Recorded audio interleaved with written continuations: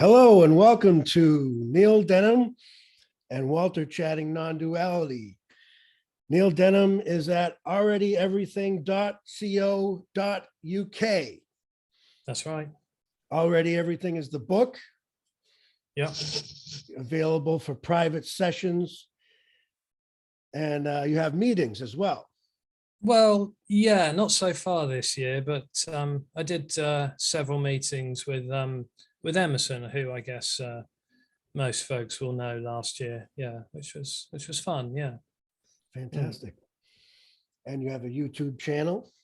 I do. Yeah. Again, it was I had it for several months before uploading anything. But yeah, there is a YouTube channel with some of the videos of the meetings that I've done previously, and we'll obviously be hoping to upload any new meetings or any new content as they come up. Wonderful. And the website's great. You have essays on there and lots to see. Yeah. And nice sounds of birds. That's right. Yeah. Yes. Yeah.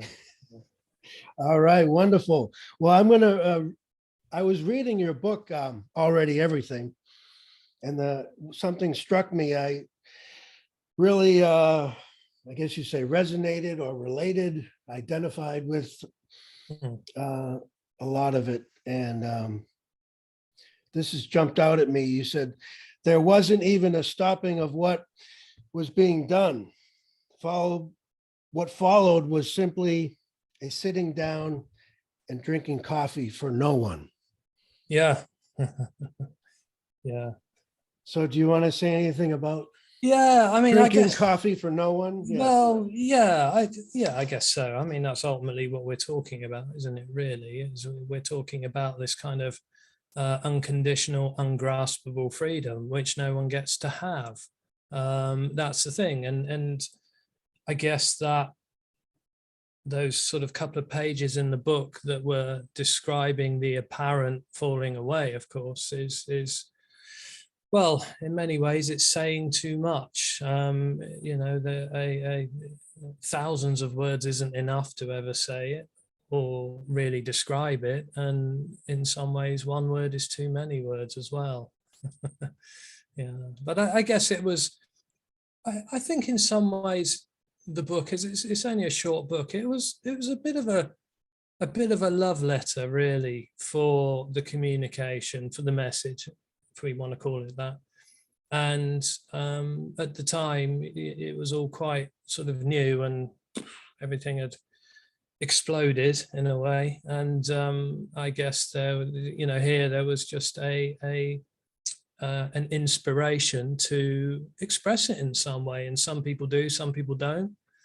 I guess some people like to grab a phone and talk about this stuff and express something in that way. Some people like me might write something down and kind of put it together and maybe put it out as a book.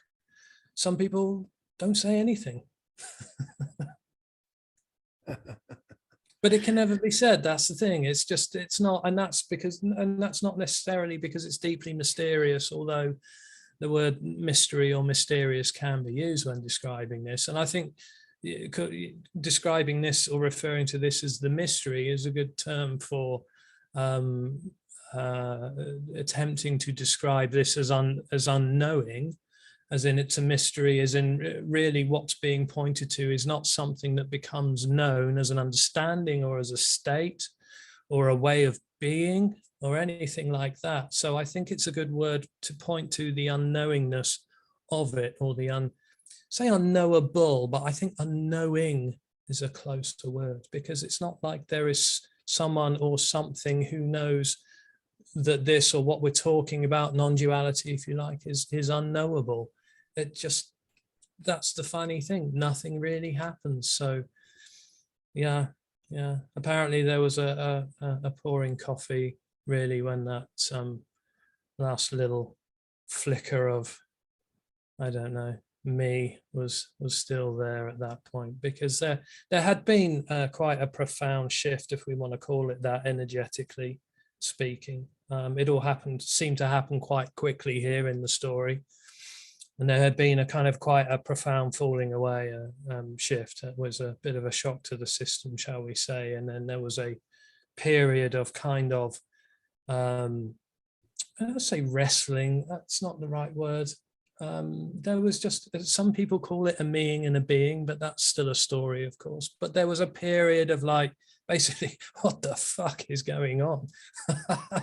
Just, that's totally everything had just sort of exploded. But there was still something left that was trying to know it or grasp it or work it out. And in the end, it just gave up. It had no purchase. Whatever was left of that, the kind of individual mind in a way that was trying to work it out. And is this what they're talking about? Is this it? Is this it? Something's going on. I don't know what it is. Or something's different. Something's very different. In the end, it's just never gets what it wants, and it just gave up and died in the end, apparently. So that was the end of that, really. And then it really is just like, oh, okay, so that's that then. Wow. Okay, might as well drink my coffee. Yes. You say, what is just another story about something called what is. This is never spoken of, heard of, experienced.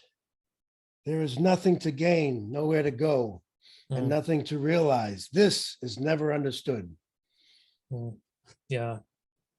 So there's no position. There's no position within this or outside of this to be able to have a perspective on what is being pointed to, because it's just everything. It's do you know, I one of the nicest ways I ever heard it put was by Frank McCoy. Do you know Frank? Yeah. Yes, I do. He described it in one of his little videos. I remember seeing it a while ago, and it always stuck with me. He said, "My life was swallowed by life." And I just thought that was a wonderful way to put it. It really is. It was the case of me and my life and everything that seemed to be going on with me and going on for me, and everything that was, all of these sorts of flavors that I felt I was sampling and tasting and experiencing in life, all just sort of melted back into life itself. Yeah. So of course there's nowhere then to relate to that or experience that, yet arguably we could say that in some people like myself and Frank, who said that lovely statement, there is an inspiration to talk about it or to express it in some way. It's the funny thing. There's something beautiful about that it's not my life or your life. That there does seem to be something called life, an apparent life happening. Yeah, I'm not so sure. Life living itself. I don't know. Yeah, I'm not so sure these days. I don't know. I mean, that's the thing. Whatever it was that seemed to be reflecting on what is life, where's it going? Is there a life? Is life just doing life? Is it just unfolding? The whole thing just really, it's just what apparently happens, as you'll no doubt have heard said many times. And I think the reason it's been said many times is because that's pretty much as close as you can get after a while. I think after the initial shift and everything had just settled and died down, there's just nothing really reflecting on how life is going or unfolding or moving or in that way. Yet I totally get why someone would say life seems to be doing itself, because doing still appears to happen, of course. Yes. Going to work for most of us and paying bills and paying rent and checking your overdrafts, and in my case anyway. Just the gubbins of life, as my mum would call it, all still seem to be there. But of course what was recognized, if you like, when drinking the coffee or when pouring the coffee, what became profoundly obvious out of that or was profoundly obvious with that, is that's always how it had been. There was no controller, there was no one, there was no doer, there was no individual entity in here making choices and decisions in its best interest, if you see what I mean. It's just apparent energy appearing to react or respond to energy. And yeah, we could kind of say it just seems to go on in a way, but I could say that on the one hand, but on the other hand, I could say, no, it's not. There's nothing going on. Yeah. But there, I have to say there seems to be something going on, but it's the same thing as saying it's what's apparently happening. Yeah. Yes. Yeah. It's what seems to be happening to no one. But you talk about awe and wonder in the book also, and I think that's the wonder, is that it's not a dead nothing. It seems, no, of course not. Seems No. full. It seems Absolutely full of life. I don't know what to call it, but it seems something is happening apparently. But isn't that the beauty? Oh, totally. And I sometimes say to people, you have no idea how much aliveness the cup is, how this is the absolute expression of aliveness. It's the absolute expression of home, holding a cup and drinking tea. Yeah. I mean, just absolute. And that was what here seems so profound, at first, was the aliveness and everything, almost to the point of where it was too much.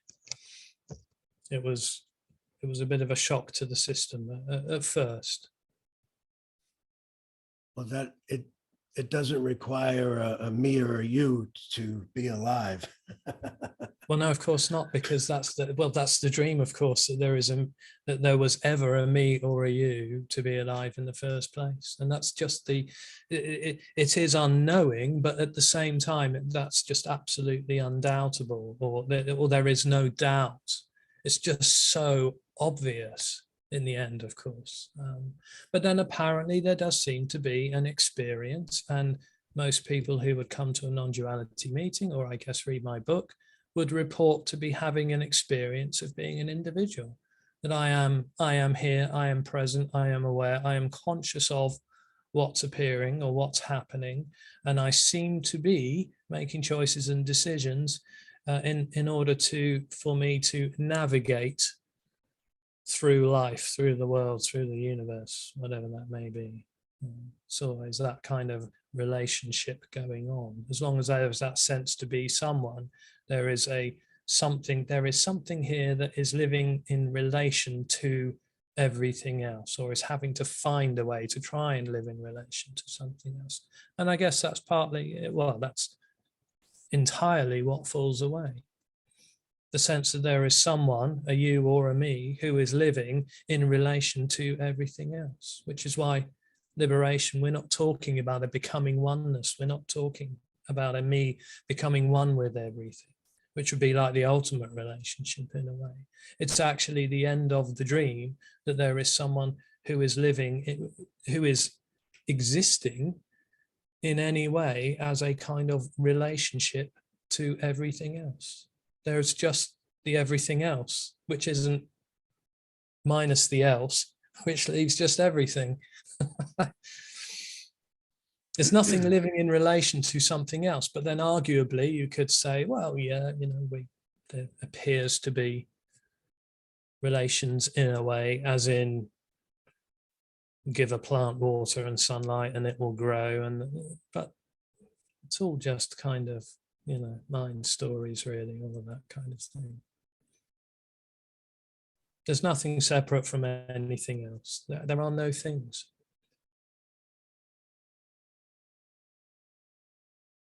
And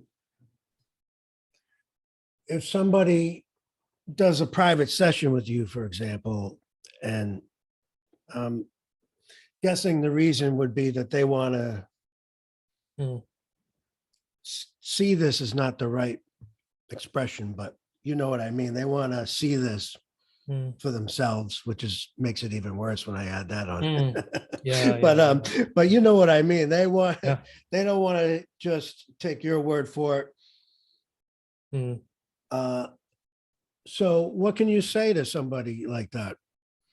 Well, I think, well, first of all, I would say that I think there are a lot of people who've just got tired of the being given instructions or being told what to do, or you know, it might be, I don't mean to sound mean, but there seems to be, with the kind of the teacher-student dynamic of that, I know something that you don't know, and if you come to me, I can tell you what it is you don't know or you don't understand, or I can explain something in such a way as you'll get what I think I know.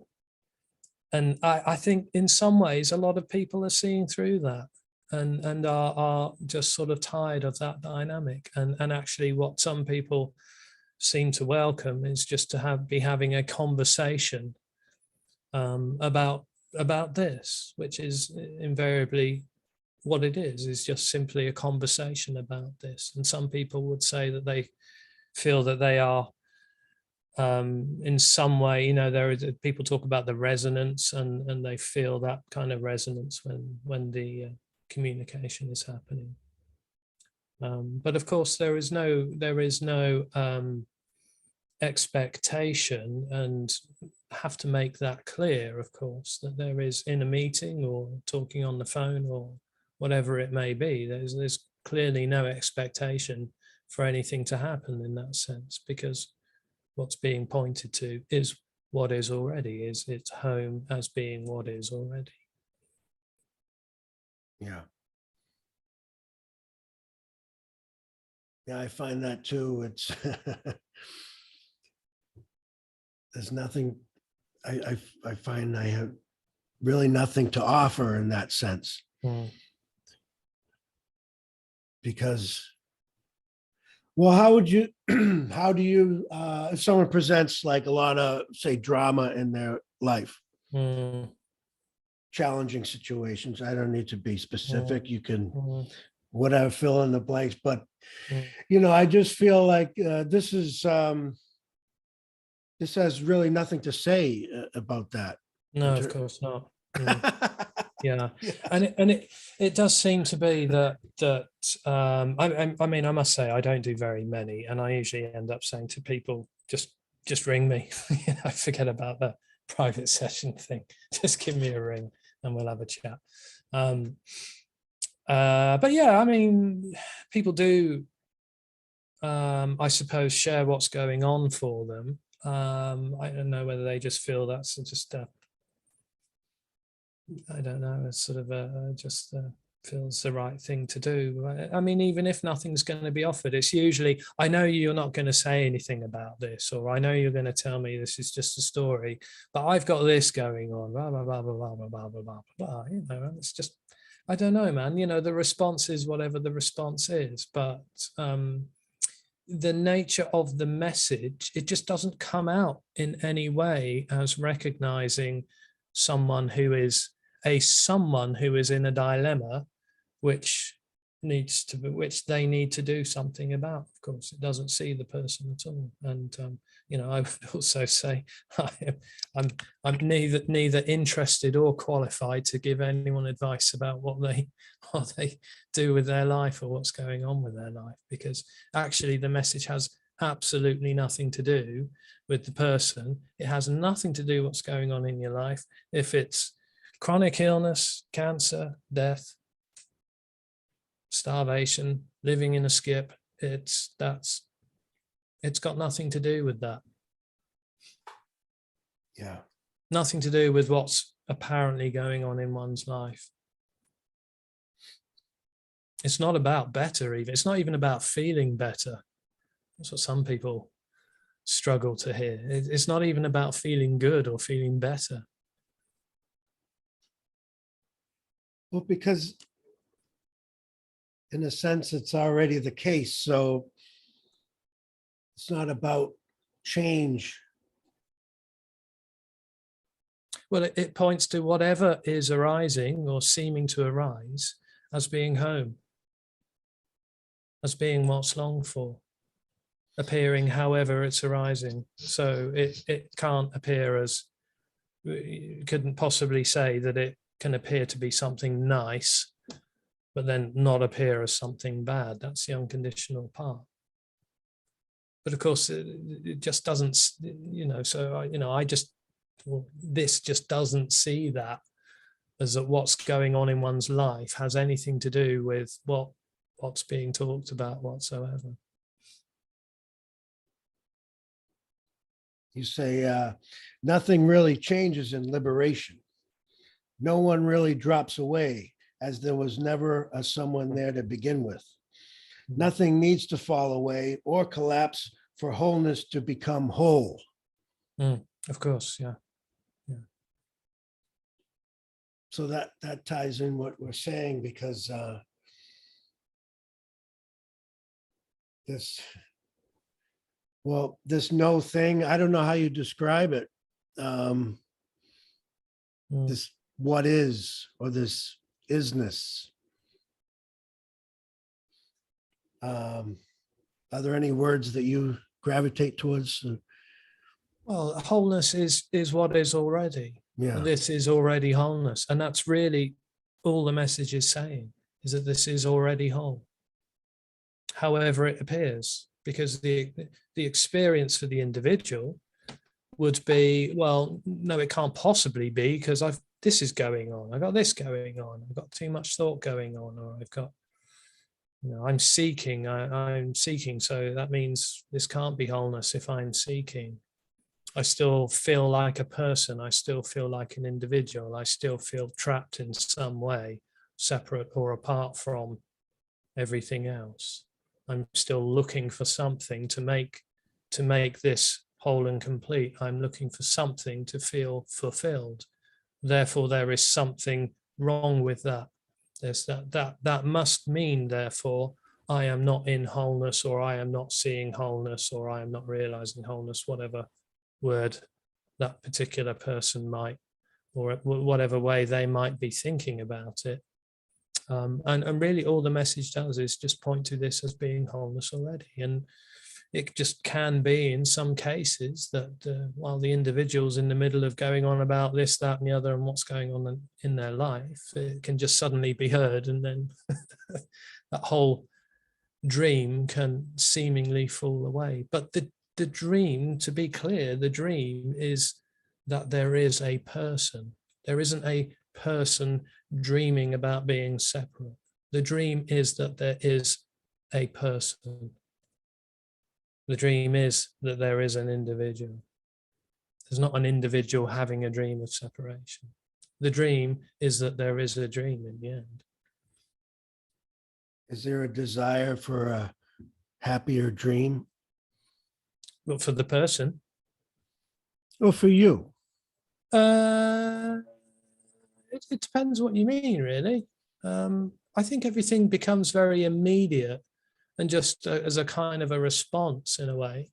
But the whole idea that I can get something better by, or become more fulfilled by doing something else or finding something. Yeah, that whole idea, well, that whole thing just seems to fall away, generally speaking, when the individual falls away, this whole idea that there is something that needs fulfillment. But then at the same time, of course, if there's illness, there seems to be a responding to that. This body doesn't like to be hungry and cold. So there seems to be a response to that, an instinctive kind of response to that, which is to pay rent and, buy food or whatever. And and that's sort of going back to what we were talking about earlier. Like, it's really impossible to say how it is different, but there might be, there could be a desire to go on holiday, and then coronavirus happens and can't go on holiday, and are being disappointed about that could arise. But there's just nothing unfulfilling or unfulfilled in that. There is no one being unfulfilled by that, or under the impression, if you like, that by going and doing the holiday or having something that's going to bring more personal fulfillment, in a sense, because it's just really, it is the end of the relationship to whatever is happening. And it's the relationship that seems to be the conditioned part of it, or the conditional part of it. I need something from this to be okay. I need this to go a certain way, be a certain way, in order for me to be okay, because ultimately I feel, the individual feels, that I am going to find what I am looking for by whatever it wants to happen. And it's just the end of that whole dynamic of that, having that kind of relationship. So really, in the end, all that appears is just what appears. And that's not that there's someone being accepting of it, or has to be accepting of it. You know, if this, trying to think of an example, you know, the holiday doesn't happen. It's not a case of sitting down and going, oh, well, that's just what's happening. It's just, it's just, that's what's happening. That's all right. Yeah. Sounds like a deeper thing than just being disappointed. Yeah, is what you're talking about with yeah, fulfillment when you say that word, because I don't think of being fulfilled necessarily by going on a holiday. no, sure. I mean, I'm trying to generalize. Yeah, It's the I'm end just of the trying to need. think. Yeah, like It's the end of the need. It's the end of the need for fulfillment from whatever appears to be happening, because it's already naturally and wholly fulfilled.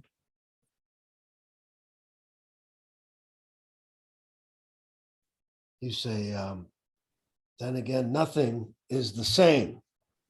There is no longer an experience of life as being lived. There is just life naturally happening. There is no more grasping or wrestling with whatever arises, because there is no one left trying to make it fit into the story of me. Yeah, brilliant. There we go. There you go. Yeah, I did quite well. Yeah. Nice. Yeah. You say, I said it much better there than what I just said. You say, this is the end of the story, and there is no epilogue. Yeah. Yeah, there's no epilogue called liberation. Yeah. The end of the story is that it never happened. The end of the story is that it never began.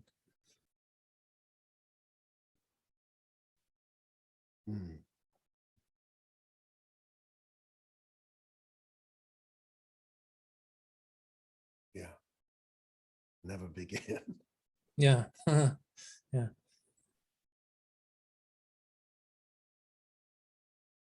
It seems like it's an end to something that never started in the first place.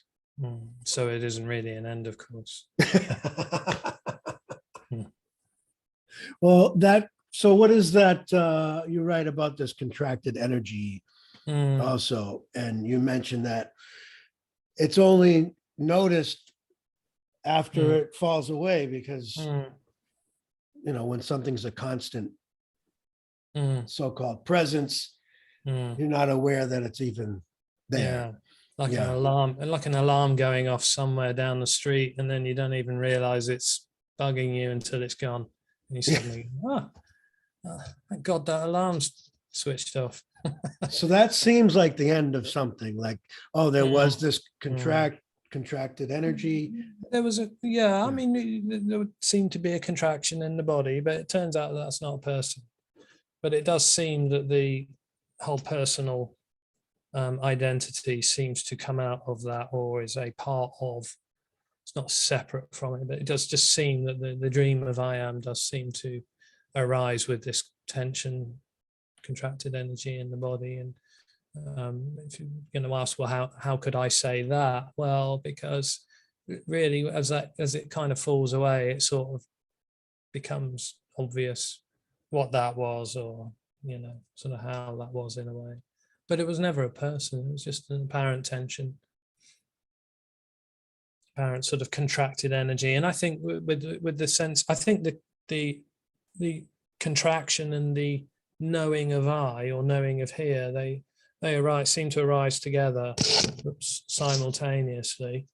And you know, and then as this kind of the personal story or personal identity seems to go on forming, it seems to become more and more sort of insecure and more contracted. And this, of course, is a story, but it seems to just sort of, you know, take on all kinds of sort of different sort of dimensions to this kind of personal I amness or personal story. And it seems to become more and more tense and contracted. But yeah, some people will then say, well, can I do yoga or something to try and relax my body? And it's just, no, it's nothing to do with the muscles or tense muscles or something like that. It's just, again, unfortunately indescribable, which is the non-duality get out of jail card free, get out of jail free card.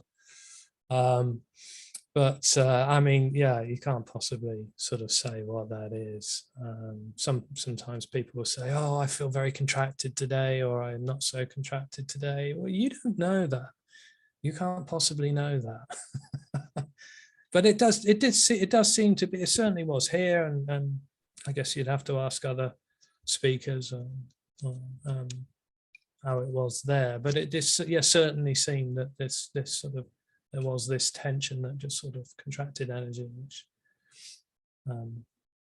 dissolved, I don't know, released, I don't know, whatever you would call that, really, because it was quite apparent when it wasn't there anymore.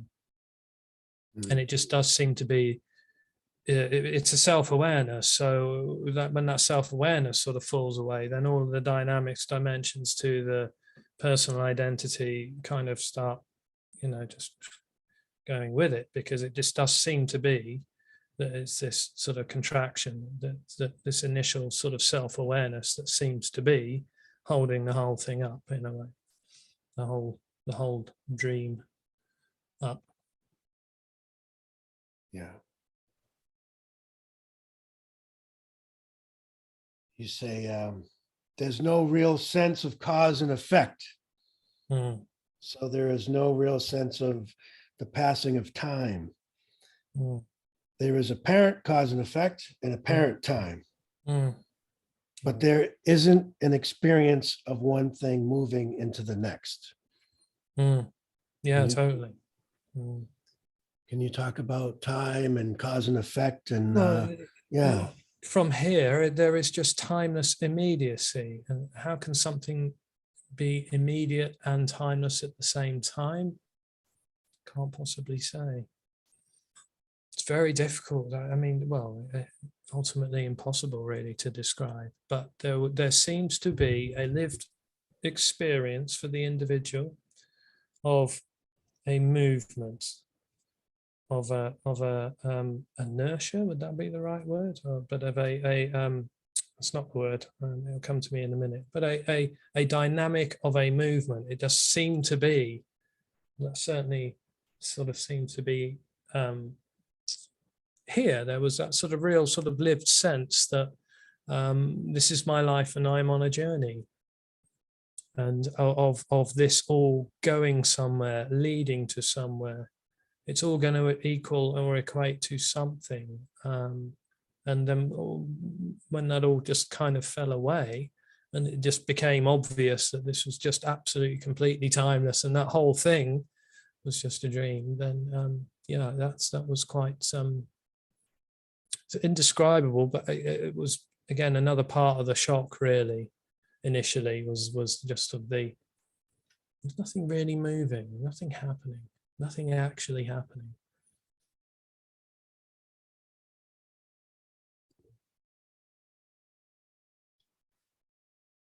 You said it's just ordinary what appears to be happening. Also, because this is infinitely free and whole, there is nothing that needs to happen and nothing that needs to be sought after or found. Therefore, all sense of meaning and purpose collapses, along with any and all notion of there being an individual person or a ghost in the machine with free will that is making choices and decisions. Well, that's a lot like this meaning and purpose. Can you talk about that? Well, meaning is a relationship, or part of the relationship that I think the individual is imagining it is having with what's appearing to happen. It just seems to, it only seems to be that meaning arises for the individual, for that separate experience, that this, because it needs to know what's happening. So it has to mean something. I think you could kind of say that knowing, experience, and meaning are all kind of the same energy in a way. The individual experiences through knowing, or it knows through experiencing, and the experience, it then attaches meaning to the experience because it's looking for answers or solutions to the most fundamental questions, which is who am I, why am I here, what does it all mean, where is it all going, what's my life about, what is the purpose of my life, and ultimately what is the meaning of my life. And I think that sort of becomes the quest, doesn't it, for the individual, for the person, for the human, is to find some kind of meaningful way to live. But that can only happen for the individual who is looking for to in some way give value to their life and to their experience by applying a meaning to it. That's like, sounds like an ultimate meaning, but what about just a relative in the story? Like we were saying earlier, you could be disappointed. Disappointment can arise, sadness can arise, say not being happy with the outcome of something. Yeah. So this sounds like, meaning. Well, that's the thing. That's why really you can't really, the meaningfulness of that is completely without meaning. I mean, there's just no, it just doesn't. I mean, this could appear to, I imagine if someone was with me and this could appear to react in a way that would be disappointment or upset maybe about something, and all the other nice stuff too. And they would think they would no doubt think that has some kind of meaning to this in some way. Or that's important in some way. It's not. It's just that everything is absolutely empty of meaning in that sense. So whatever appears to happen is just completely empty. It's just no thing appearing to happen.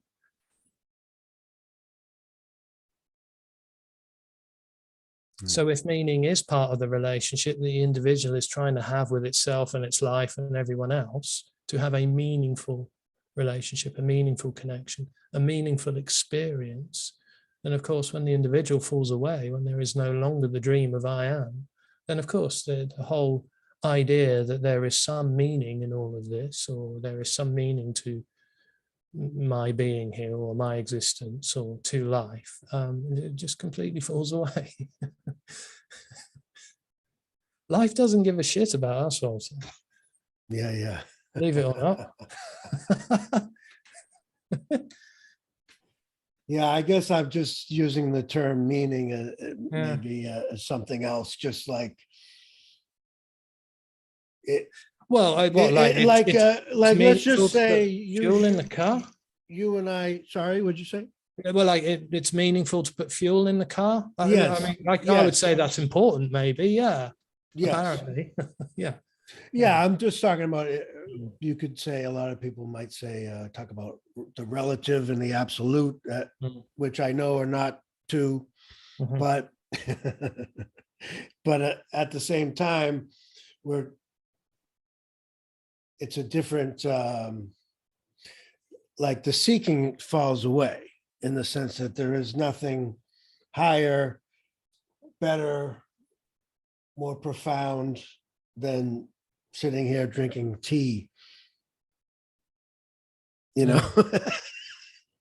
But at the same time, if like you didn't show up, you know, it would mean something to me to, you know what I mean? But not like a deep meaning. I mean, I'd get over it, but you know, it's not going to change my life, or I'm not looking for enlightenment. I think there's no such thing. There's not, this is all there is, you know, and this isn't, I just, it seems to be that meaning in the sense of this all meaning something. So in the deeper sense of it, which is, I think, ultimately where the more sort of more sensitive seekers sort of end up exploring and looking into, it just seems to be a part of that separate experience. And in a way, meaning is a way of trying to relate to what's happening from that apparent separate position. So of course, when the apparent separation falls away, then there's nowhere for meaning to be. There's no two things for meaning to exist in between, and there's no sort of dynamic in that way for anything to move or have a meaning as a movement.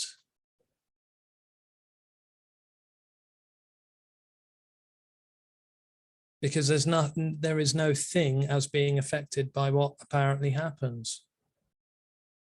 No one as being affected by what apparently happens. So being upset may happen, but then that is completely naturally already without meaning.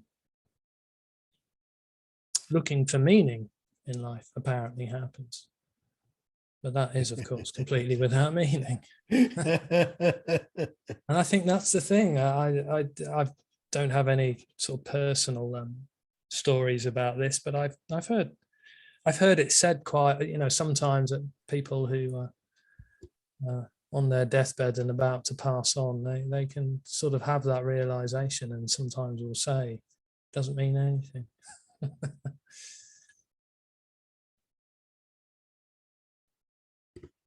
Yeah. And you talk about no free will, you know, making choices and decisions in order to navigate from A to B or here to there. There's just what arises.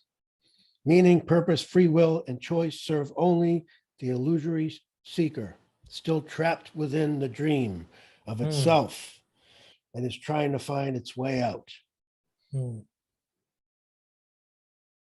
Wow. So that seems to be the seeking, the character in the dream trying to find a way out of the dream. Is that what you're saying? Yeah, that seems, well, seeking seems to be the response to the separate experience. Yeah. And I would say to choices and free will, it's just really what's just being pointed out is there is no one with choice, with free will and making choices.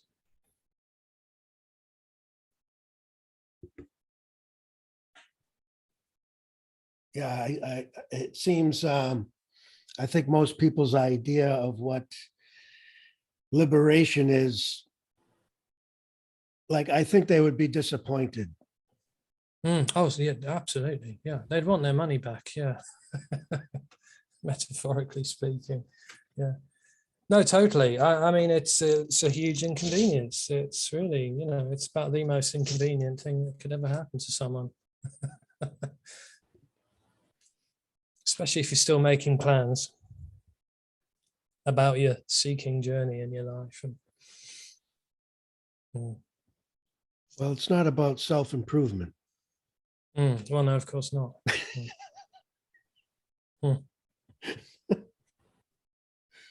I seem to be drawn to things that I was reading about Zazen, which is just sitting, staring at a wall. Yeah. And there's no goal, there's no objective, there's no point. You just, Mm. it's just to sit. It's just, Until your legs go numb. yeah.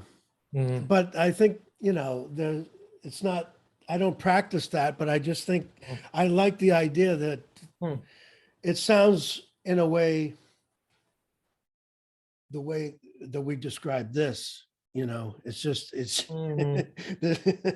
it's Yeah. in terms of like this message, there's no, like, even sometimes it seems people will listen to this message as a practice. Mm.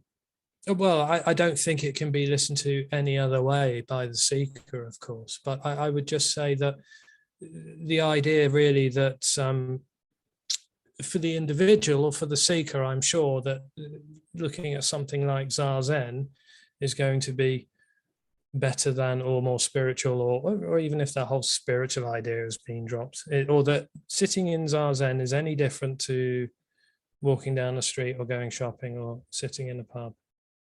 It's not. There's no difference. Mm. And I think they would say the same thing.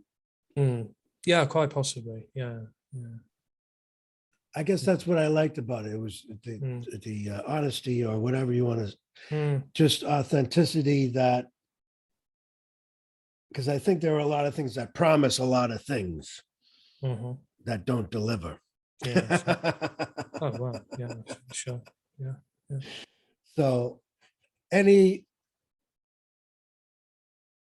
anything that says you won't get anything out of this, Mm.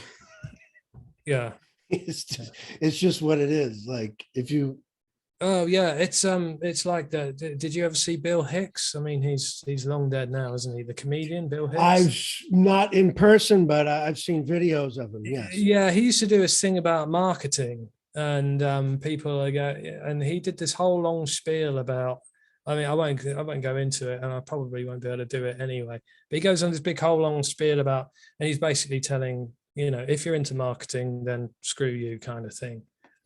And then he said, and the marketers watching this now are going to be thinking, oh, Bill's going for that screw you dollar. Oh, he's going for that screw you approach to market himself now. Oh, he's being the screw you guy. Oh, very clever. Very good. And then he goes, no, no, no, no, no, I'm not doing that.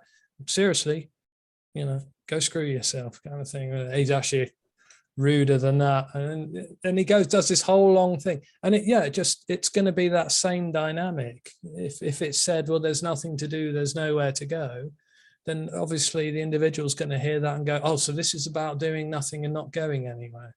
Right. Okay. How do I do that? How do I employ that into my life? How does that apply to me? How do I apply that to me in my life? Yeah. Right. Exactly. It can't be, you may notice right at the end of the book, I put something like, every word of this has already been rejected by the reader. Not one word has been heard by the individual or by the seeker. It's either been turned into a story to fit whatever's happening there, or it's just been disregarded completely as nonsense. It's never heard at all. But when the communication is heard, then yes, of course, it's taken on as a kind of, in some way, the seeker is going to, the individual is just naturally, instinctively going to try and apply it in some way, and we'll think of it only as something that is going to benefit it and its life. It couldn't be more wrong. This is not going to benefit you in your life. It's about the end of you in your life. Well, because again, you, as your book says, already everything. Mm. Well, it's already home. It's already what's longed for. I like the word home, though. That word seems to resonate here. Even when I do speak, using the word home, it was just, that's what suddenly became startlingly clear, was that this is just home. And here we are all sitting in it, asking a speaker or a teacher or whoever, a monk, whoever, asking them, where is it? How do I find it? And in this case, the response is, it's this. It's this, already this. And then it's like, yeah, but how do I find it? No, it's this.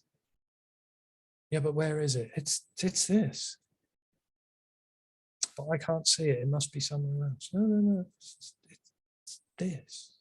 It's just, it couldn't be, in that sense, it couldn't be further away from the seeker. But it couldn't be any further away from the seeker. It couldn't be, better way to put it, it couldn't be more well hidden from the seeker by already being everything. Because it's the last place the seeker could possibly imagine home could be as already being what's happening, including all the questions of, well, where is it? How do I find home? Clearly, Neil, something's happened there that hasn't happened here, that needs to happen here before I can sit there and go, oh yeah, this is obviously home. No. Of course, it's a story, but it sounds like it's playing hide and seek with itself. In a way, yes. Yeah, I think I've probably used that analogy. Yeah, in a way. Yeah. You also mention in the book something to the effect of it's almost the seeking for it or objectifying it, enlightenment as something that's not always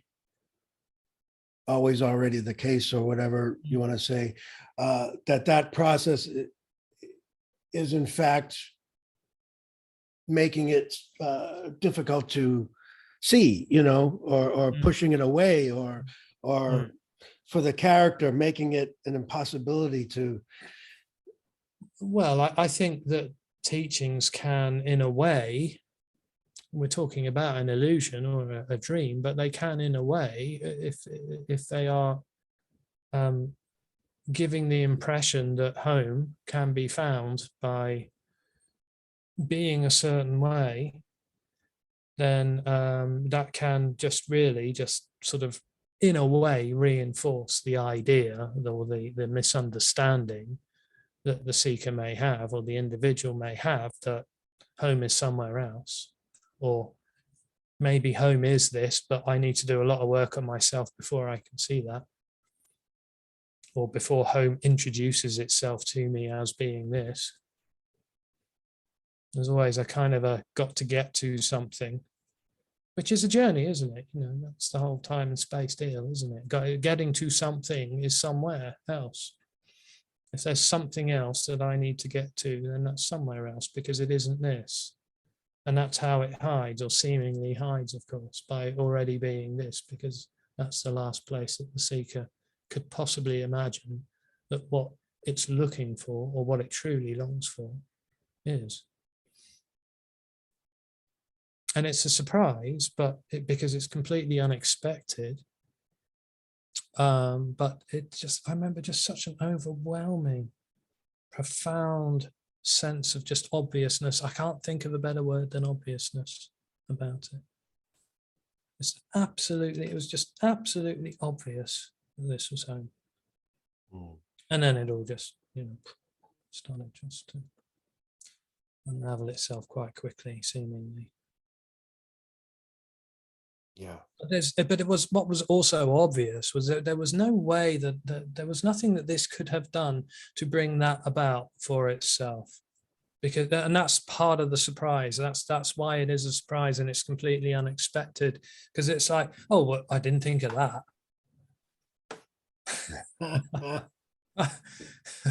oh, well, that's obvious, but I didn't think of that. Well, there's no I apart from it. Well, of course, even the appearance of an I is it. To think about it. Well, so, exactly. Yeah. So as long as you think you're separate from it, you really can't. Totally. You can't get an angle on it in any way. There's no way for the mind to get an angle on what we're talking about, or what's being shared in the sorts of meetings that I might do, for example. There's no purchase. There's nothing for it to get a hold of. That's another quite common thing. I think sometimes the message can be heard on a slightly deeper level, and then the response from the individual can then be, well, okay, well, I cannot deny that there's nowhere to go, but now what? Now what? Where does that now? And that can be where and it's quite common. That can be where some people will begin to experience or would describe a what's the word I'm trying to think of? The suffering, I suppose, of the seeking. In the Richard Sylvester talks about it a lot. I can't think of the words. I'm having a bit of a brain fart. But the suffering that can come along with the seeking, particularly for some people, particularly if there's neurosis. Yeah, that's not the word I'm thinking Oh. of. Yeah, but the despair. That's the word Despair. I'm trying to think of. That there can be a kind of a period of despair for some people, because it can be sort of profoundly recognized on some level that there is really nowhere to go with this, and this really isn't talking about something or offering something that the seeker can then do something with and apply to themselves that is in some way that is going to benefit them in some way. And I think that can be heard on or resonated with on a deeper level, and the response to that can be a despair. Because there's no becoming. Well, of course. Well, there is no one to become anything, but I think that can be resonated with, even if there is still a sense that I am someone and I'm still not liberated, for example, or I'm still not enlightened. Of course, no one is. I'm not enlightened. No one is enlightened, of course, but that there can be sort of the both two things happening at once, which can be quite awful, and that did happen here for a bit, but not for very long. I was I wasn't around very long once I came across this. Oh, I see. Well, how do you explain that? Because obviously there's no cause and effect, so there's no link between Neil Denham going to non-duality meetings and then the apparent falling away of a me. No, of course, because the apparent falling away of the me is the revealing of what is already as already being everything, as already being home, like we're talking about. And I'm afraid there's really no other way to put it that's going to bring about any greater clarity about that apparent paradox or conundrum. Just know what's revealed is home as being already everything. How is this? Even if it was appearing, well, just to try and add to that, even if that's appearing as an experience which says this isn't home, that's equally home. And that's the funny thing. It's the seeking can't continue, obviously, once the sense to be present falls away, but it wouldn't have mattered if the seeking had continued here, because what was profoundly obvious was that even the seeking is home appearing in the form of seeking. Perfect, absolute harmony appearing as the seeking for harmony or the seeking for itself. Absolutely, just absolute, just of course.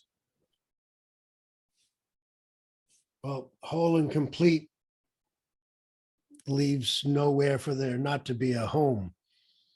Yeah, of course. Yeah,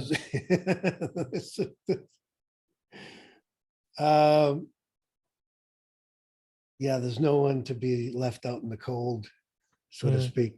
Yeah. You talk about you say after the appearance of me disappears, there is more left than one might think. Neil, the character, seems to continue. Yeah. So what's left, say, after that falling away? Well, apparently there is a character who likes going to heavy metal concerts and listening to Eminem's band, and apparently that's all just kind of there. There is a character, More left, I don't know.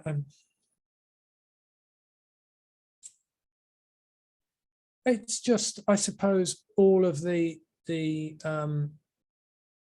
mannerisms or conditioning, I suppose, or the sort of aspects of the body or of the psychology, if you like, that one might associate with their personal identity, kind of are still there, just without the personal identity part to it. So the preferences still seem to be the same, the tendencies still seem to be the same.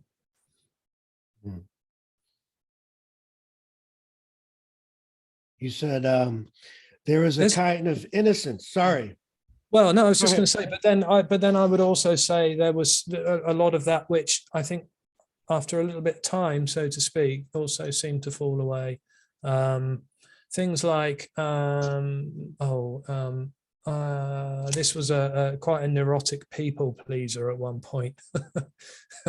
Yeah, you know, I felt like I had to just sort of do everything that I felt was expected of me at one point, and it's that whole thing, all that sort of stuff goes, which is why some old non-dualists can perhaps come across as a bit cantankerous, or Because that's a bit of seeking too.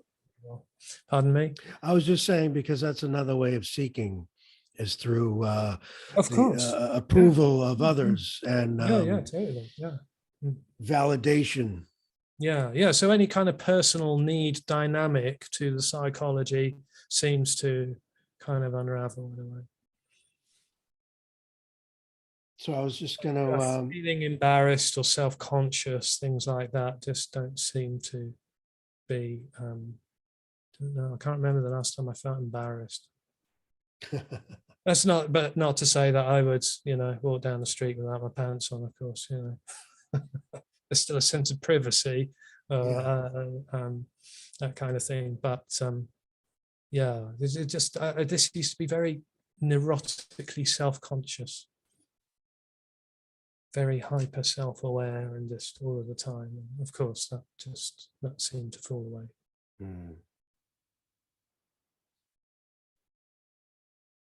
You say there is a kind of innocence in all of this, almost like a remembering of something or a time that never actually forgotten.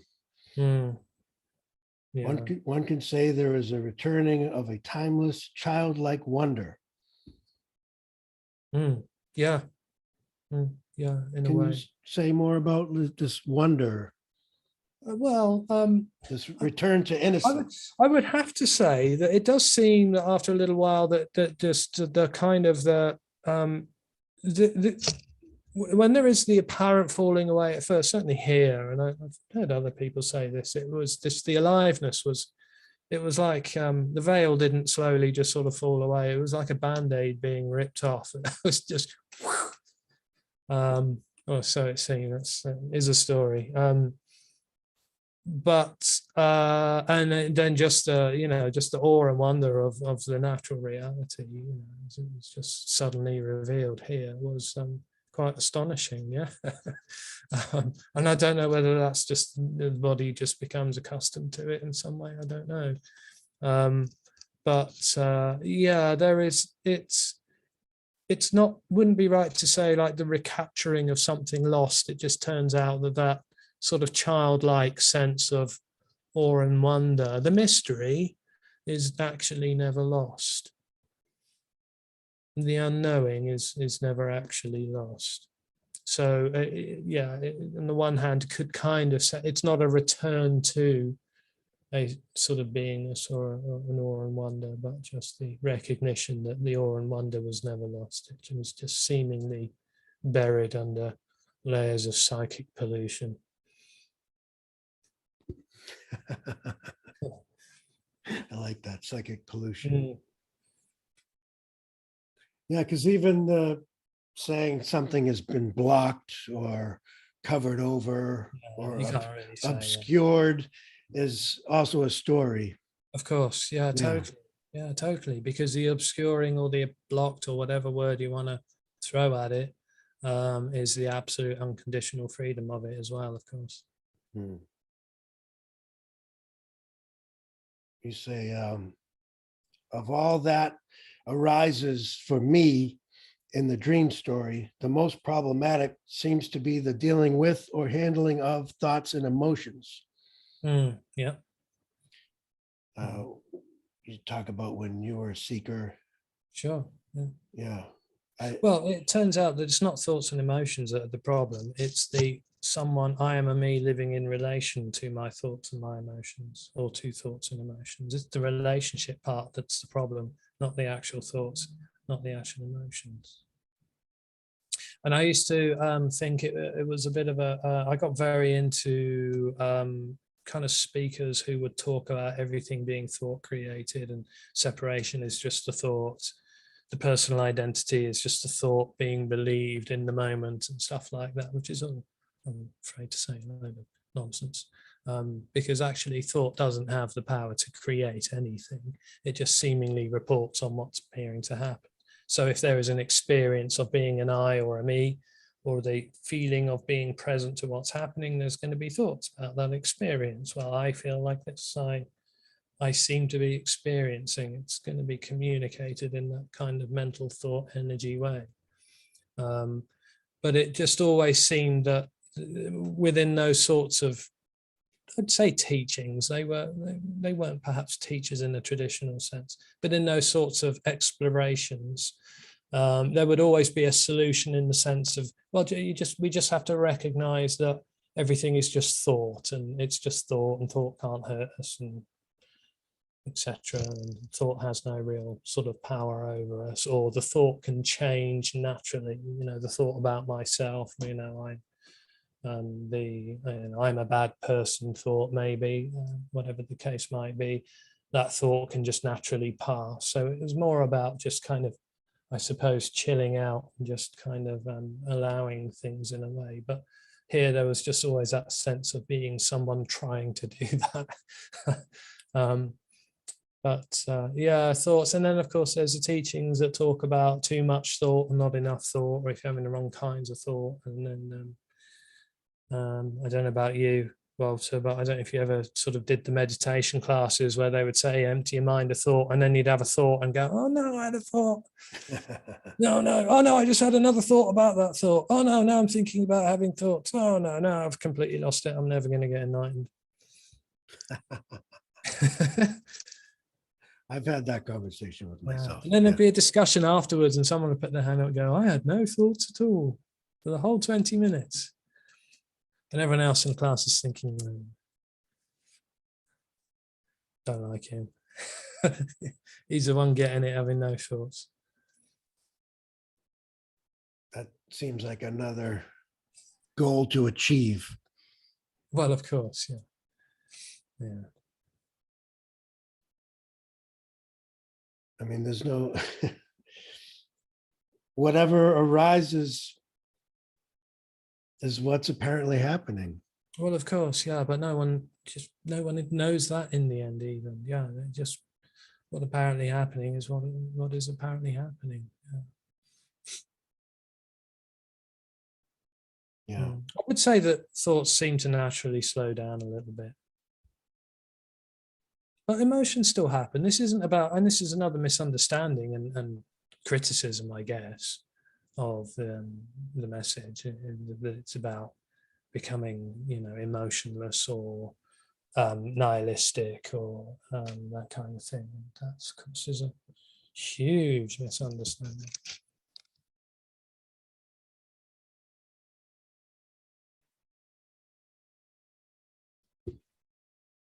You say, sorry. You said, when I was on the spiritual path, I was ultimately looking for a deeper experience with love. I was looking for a connection with some kind of loving energy that would flood into my life like enriching, life-giving water, quenching the thirst for acceptance, drowning all fears, and turning the desert of existential loneliness into a garden of solitude. That sounds nice. Sign me up.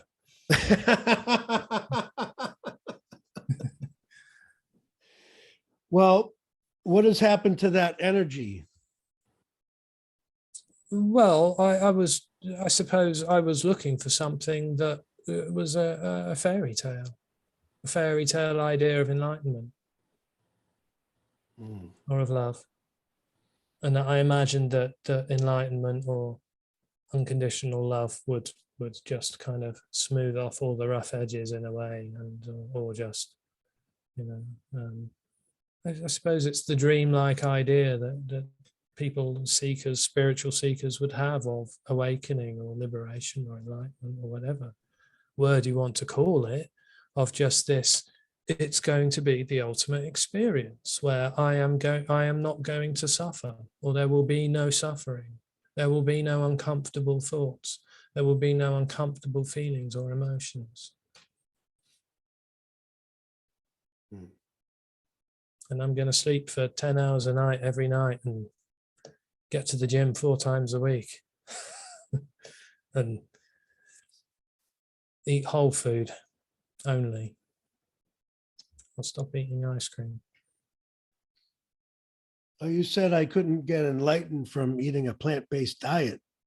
No, well, I tried it. Did you try that? I did try that. Did it work? No. Well, there you go then. It just made me really want some steak. Yeah. And yeah. But yeah, because you do go through some of the things you've tried. And it is interesting. I guess it was a way to just kind of illustrate or draw. Well, it wasn't trying to do anything really, but it gives the impression, I think, of what the seeker is looking for, as opposed to that chapter, as opposed to what unconditional love is, so to speak. And that the seeker imagines that unconditional love is just going to be the end of problems. It's going to be the end of pain. It's going to be the end of suffering. And if everyone in the world became enlightened or liberated or awakened or fell away, whatever you want to call it, and there was just everyone recognized that there was just unconditional love, then there would be no wars, there would be no suffering, there would be no hunger, there would be no power struggle, there would be no rich people and poor people. I don't know if that's the case. I just don't know if that's the case, because actually unconditional love appears as all of those things already, of course.